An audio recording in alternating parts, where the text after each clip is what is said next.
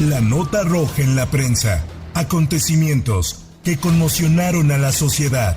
Esto es Archivos Secretos de Policía.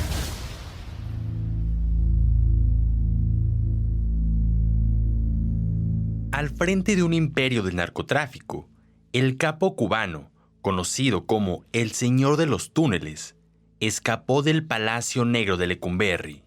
Esta es la historia de Alberto Sicilia Falcón, el primer varón de la droga.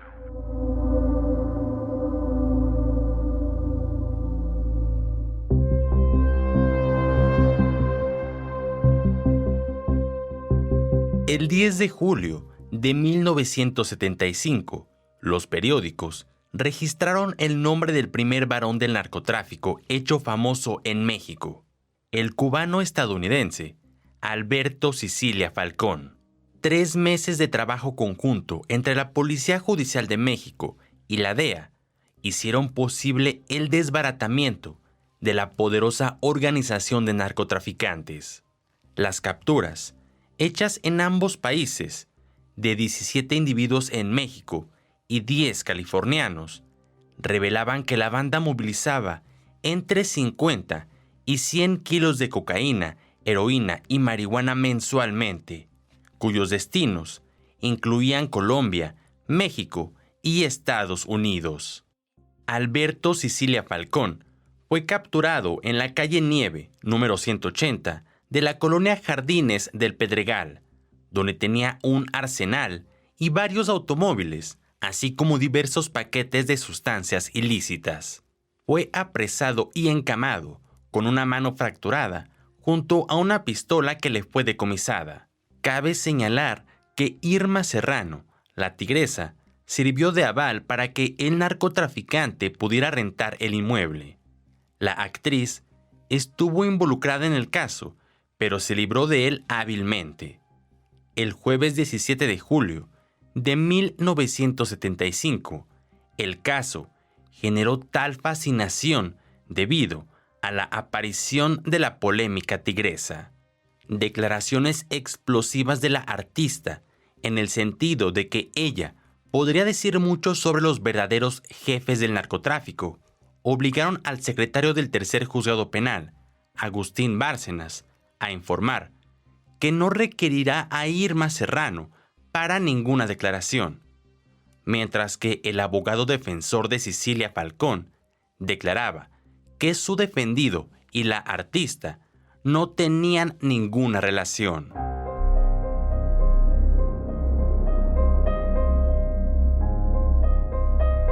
Alberto Sicilia tenía 30 años de edad en 1975.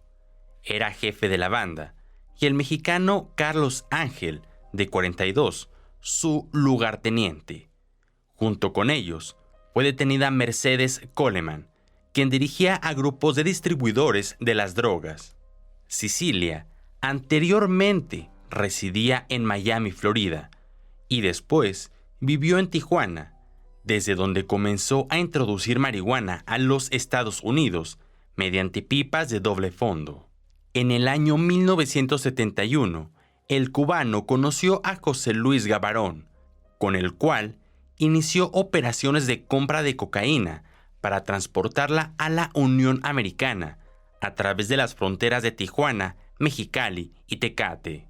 La justicia fue siguiendo el historial criminal del cubano hasta que se logró tener noticia de que se había asentado en el entonces Distrito Federal y ya, bien instalado, manejaba la poderosa banda, cuyas ramificaciones llegaban a Los Ángeles, San Francisco, San Diego, Denver, Colorado, Dallas, Chicago, Miami, Boston, Massachusetts y Nueva York. Otros datos revelaron que Alberto Sicilia Falcón había nacido en Matanzas, Cuba, el 30 de abril de 1945. Luego de la llegada de Fidel Castro al poder, se fue a Miami, donde estudió en una escuela religiosa y se enlistó en el ejército. Al parecer, se enroló en una o más agencias de inteligencia estadounidense, con la esperanza de derrocar el movimiento revolucionario. En su registro judicial se consignaron cargos de adolescencia por conducta desordenada y vandalismo contra edificios públicos. La primera vez que cruzó la frontera entre San Diego y Tijuana fue en 1968, a los 23 años. Los funcionarios de la garita lo tomaron preso al comprobar que no era ciudadano estadounidense. Finalmente, pudo regresar a Estados Unidos y empezar a tejer la temida y prolífica red de tráfico de drogas que se extendió alrededor del mundo. Pocos años después, cuando las autoridades estaban tras sus huellas, James Mills, un periodista estadounidense que tuvo acceso total a la investigación de su red de tráfico, describió lo siguiente. Sicilia era parte del mundo de las mansiones fortificadas, los autos caros, los botes acuáticos de carreras, el champán, Dom Periñón, los puros Montecristo y la cocaína por kilo. Sus fiestas lo mismo en yates, salones de hotel o casas privadas en 3 continentes. Divirtieron a líderes políticos, industriales, estrellas de cine, criminales internacionales y jefes de inteligencia. Sus sobornos y regalos incluían carros deportivos italianos, joyas y pagos de millones de dólares.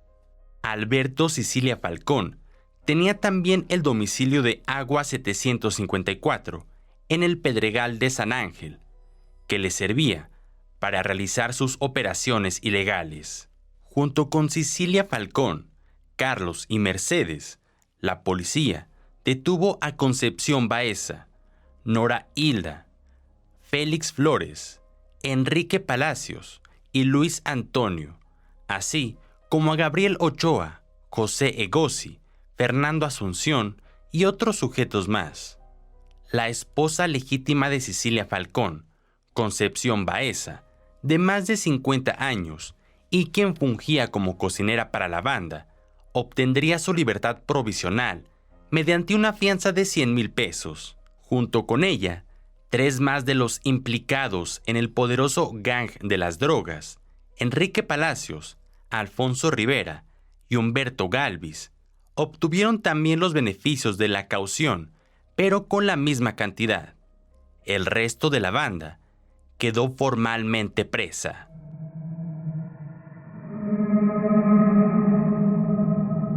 El caso se reanudó dramáticamente el 27 de abril de 1976. La prensa tituló entonces: ¡Extra, extra! Escaparon de Lecumberri 4 peligrosos traficantes de drogas. ¡Extra, extra! Jorge Ramos informó que los miembros de la más peligrosa banda internacional de narcotraficantes se fugaron de la cárcel preventiva de la ciudad a través de un túnel de cerca de 40 metros de longitud. El túnel, perforado en 2 meses, pasaba por debajo de una casa habitada, atravesaba la calle Héroe de Nacosari y daba precisamente a una de las celdas donde estaban los evadidos. Los individuos que hicieron el túnel hacia la prisión utilizaron herramientas de alto poder, pero silentes, una cuestión que mereció especial atención, pues parecía casi inverosímil. Cuando trabajaban a toda intensidad, lo único que se escuchaba era un silbido casi imperceptible. Alberto Sicilia Falcón, su guardaespaldas Alberto Hernández, José Egosi y el abogado Luis Antonio fueron los evadidos. Poco después de que los 4 narcotraficantes pasaran la primera lista, sin salir de sus celdas, huyeron por el túnel que daba precisamente a la celda número 30. Abogados dijeron a la prensa que los prófugos eran parte de un grupo privilegiado de presos, quienes contaban hasta con televisor en sus dormitorios. Ellos pasaban lista sin salir al patio. Cuando todos los internos se presentaron al desayuno, aquel 26 de abril, se percataron de la ausencia de los 4 peligrosos sujetos. Fue entonces cuando se procedió a buscarlos, y en su lugar encontraron un hoyo en el dormitorio de Luis Antonio Zuccoli. Se supo que Cecilia Falcón y sus cómplices mantuvieron en absoluto secreto los planes de su fuga. Por ello, ninguno de los otros internos se enteró del túnel y no pudieron utilizarlo para recuperar su libertad. El túnel fue realizado desde uno de los cuartos de la casa marcada con el número 25 de la tercera cerrada de San Antonio Tomatlán, en la colonia Juan Polainas. La entrada medía aproximadamente 1 metro por lado. La tierra extraída del túnel fue colocada en otra de las piezas del citado inmueble, que era el segundo de la cerrada. La policía capitalina investigó que dicha casa había sido vendida hacía 2 meses a un matrimonio. Junto a la casa se localizaba la escuela primaria 7 de Julio. La policía halló junto al túnel infinidad de brocas, palas con el mango recortado y otras herramientas para cavar. También se encontró madera con la que fue apuntalado el túnel. En otra pieza, a la cual le hicieron una horadación en un muro para que comunicara hacia la habitación, donde está el pasadizo, echaron toda la tierra. Otro más servía quizá de dormitorio o descanso. Había un viejo sofá, pan de caja, una parrilla y los 4 uniformes sucios de los prófugos. A la salida del pasadizo, precisamente sobre la celda número 30 que ocupaba Zuccoli, la policía encontró el taladro de fabricación especial para trabajo pesado. La característica de esta herramienta, según lo relataron los investigadores de la Dirección de Investigación y Prevención del Delito, consistía en que, aunque trabajara a toda su capacidad, solo emitía un pequeño zumbido, que bien puede ser apagado con una tonada de la radio a medio volumen. Dentro de un pasadizo, el cual tenía una profundidad de 2,5 metros, los autores del mismo instalaron luz eléctrica. El túnel de altura tenía 60 centímetros y otros tantos de anchura. Era rectangular y por él se podía avanzar a gatas, incluso un hombre corpulento. Era la primera fuga que se realizaba con un túnel de esa naturaleza. El 30 de abril de 1976, la prensa denunció que Cecilia Falcón había comprado en 2 millones de pesos la crujía L, en la que entraban y salían solamente los reclusos que él autorizaba.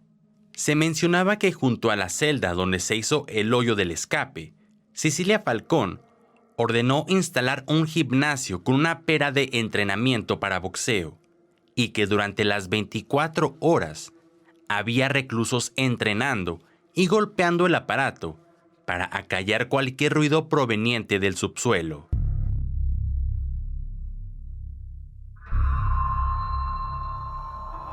Cecilia pasó sus pocos días de prófugo tratando de poner a salvo su dinero en bancos del extranjero, lo cual logró.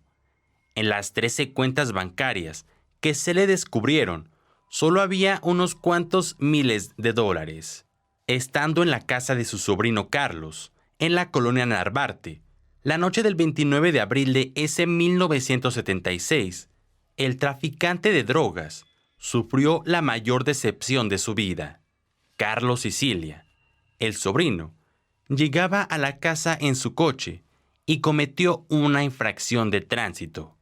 Unos patrulleros lo detuvieron, pero los insultó y los amenazó con una metralleta. Alcanzó a entrar en el edificio y subió a la azotea, desde donde desafió a los policías, ya que habían solicitado ayuda por radio.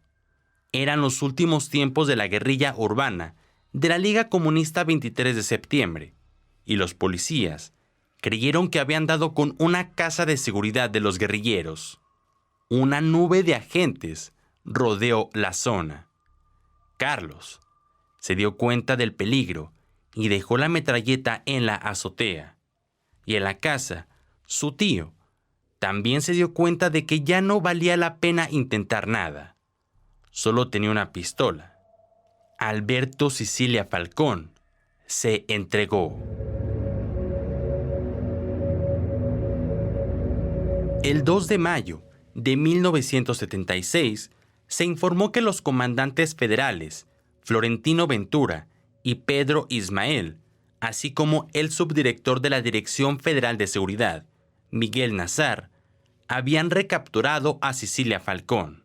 Se anunció también que el teniente coronel Ediberto Gil estaba detenido, acusado de diversos actos de corrupción y de incumplimiento de sus deberes en Lecumberri, aunque no se le acusaba de complicidad en la fuga de los narcotraficantes. Se anunció también que el teniente coronel Edilberto Gil estaba detenido, acusado de diversos actos de corrupción y de incumplimiento de sus deberes en Lecumberri, aunque no se le acusaba de complicidad en la fuga de los narcotraficantes. Lecumberri fue protegido por un grupo de 70 granaderos, dado que se recibieron llamadas telefónicas que amenazaban con explotar el edificio. Alberto Sicilia Falcón volvería a ese reclusorio, a la Crujía O, donde ya no tendría privilegios ni prerrogativas sobre los demás presos. Las declaraciones de Sicilia Falcón, según se dijo, permitieron detener a Luis Zuccoli, de 63 años, padre de uno de los prófugos y autor de la construcción del túnel para la fuga. Sicilia Falcón declaró que el ex jefe de vigilancia de Lecumberri, Gil Cárdenas, recibió $50,000 en efectivo para ayudar a la fuga de los 4 peligrosos narcotraficantes. El capo cubano reingresó en medio de un gran despliegue de seguridad a Lecumberri, con sus compañeros de aventura, Luis y Eladio Zuccoli y Laura María Oropesa, los 3 primeros como presuntos responsables de los delitos de evasión de presos, portación de armas de fuego y encubrimiento, y la última, solo por el delito de encubrimiento.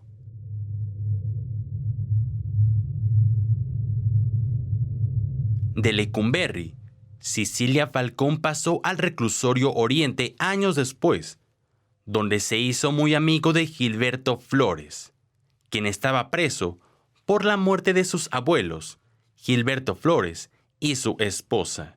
Los dos tenían las mismas aficiones y consiguieron que se les diera en concesión el restaurante del edificio de la visita conyugal del penal, donde servían muy buena comida y mejores vinos. Sicilia también tenía una librería y otros negocios. Años más tarde, el cubano pasó a la penitenciaría de Iztapalapa. A sus cargos de narcotráfico y asociación delictuosa se sumaron los de daño a propiedad federal y algunas más por la fuga. Sumaron más años de cárcel para Sicilia Falcón. La casa por donde escaparon de Lecumberri, Sicilia Falcón y sus cómplices ya no existe. Fue derrumbada para ampliar la calle Héroe de Nacosari. Fue la última fuga del temible Palacio Negro de Lecumberri. El gobierno decidió cerrar la expenitenciaría de la ciudad en 1976 y en lugar de convertirla en un museo del crimen, la modificó durante años para transformarla en el Archivo General de la Nación, inaugurado en 1982. Muchas leyendas siguen vivas entre sus muros, aferradas con desesperación a las paredes de las crujías y corredores por donde pasaron innumerables reos, donde murieron otros tantos y otros se volvieron locos o desaparecieron junto con la prisión sin dejar rastro ni siquiera de sus crímenes.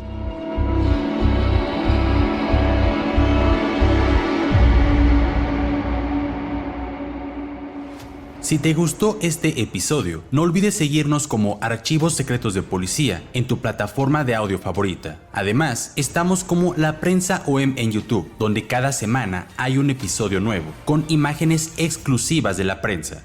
Déjanos tu opinión sobre esta historia, o si te interesa algún caso que quieras escuchar, podemos buscarlo.